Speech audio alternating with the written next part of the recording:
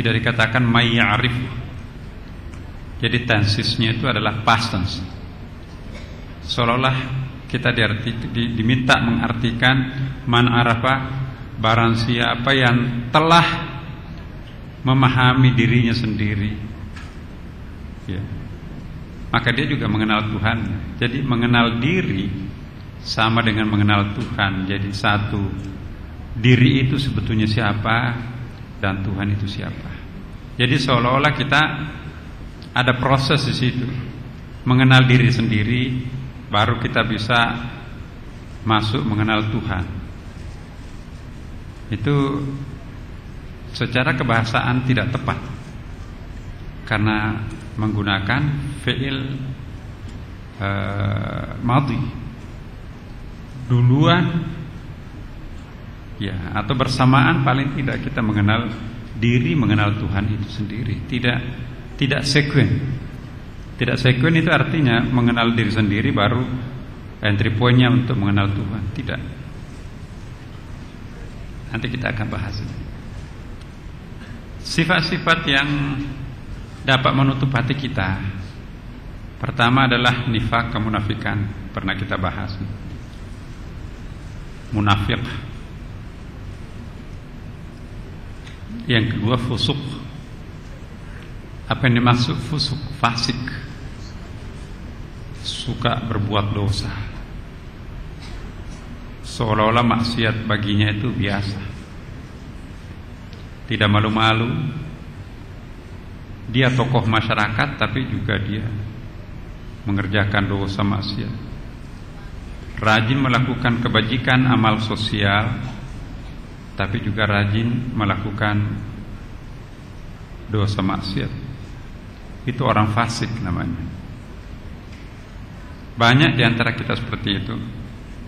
Amar ma'rufnya jalan terus, ya, tetapi kemungkaran juga jalan terus,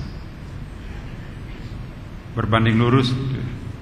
Sayang, mestinya orang yang berbuat baik itu tidak lagi melakukan perbuatan fasik. Baik sekali orangnya, arif, tapi dosa-dosa langganannya jalan terus. Narkoba, ya, main perempuan, nauzubillah min dzalik. Tidak ada penyesalan dan lancar. Ada lagi yang ujub, takjub pada dirinya sendiri, selalu mendambakan pujian dari orang lain. Kalau ingin ditraktir, puji dia. Tapi jangan coba-coba meminta apapun kalau tidak mau memuji dia. Ada orang seperti ini. Ria itu suka pamer barang-barangnya yang luar biasa. Itu tidak sah kalau hanya dia menikmati sendiri. Dia ingin agar orang lain juga dipertontonkan, kira-kira seperti itu. Orang yang suka ria itu cacat mental, cacat spiritual, menggunjing, ada mulut tidak pernah diam. Kita nggak bisa menghitung berapa orang yang korban setiap hari dari mulut, menggunjing sepanjang hari. Dengki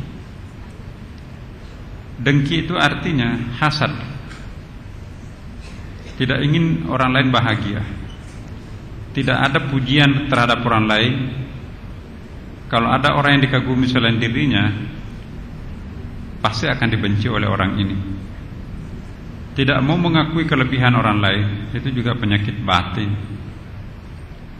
Tergila-gila dengan kekuasaan dan harta, ambisinya berlebihan. Sudah punya 5 jabatan masih mau, sampai dirinya sendiri overloaded. Mestinya legowo, saya sudah tidak usah lagi ini. Kalau ada jabatan bukan masuk dirinya di situ, protes. Sama juga tergila-gila dengan harta.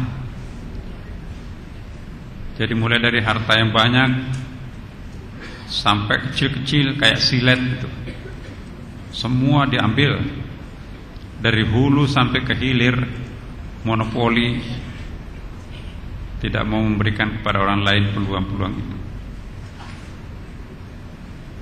Kemudian khawatir jatuh sengsara dan susah. Ada orang terlalu jahat, takut jatuh, takut kehilangan jabatan, ya, takut miskin, seolah-olah dia ingin kaya dan ingin menjabat terus-menerus. Orang seperti ini seperti tidak punya Tuhan. Tuhan memperjalankan kita langkah demi langkah silih berganti. Wa tilkal ayyamu nudawiluha bainan nas. Ada kalanya kita naik, ada kalanya kita turun, ada kalanya kita menang, ada kalanya kita kalah. Terimalah kenyataan hidup ini seperti itu. Jangan takut jatuh, karena kejatuhan nanti itu akan dirasakan sangat sakit. Orang yang terlalu takut jatuh, kalau dia jatuh, dia menderitanya banyak. Tapi kalau orang itu sudah menerima takdirnya, jatuh pun, ya ini bagian dari hidup saya. Susah, cepat sekali berkesimpulan. Saya lahir tanpa sehelai benang, sekarang saya pilot. Besok saya yakin Tuhan masih terbuka lebar rezekinya untuk saya. Tidak pernah frustrasi, tidak pernah putus asa.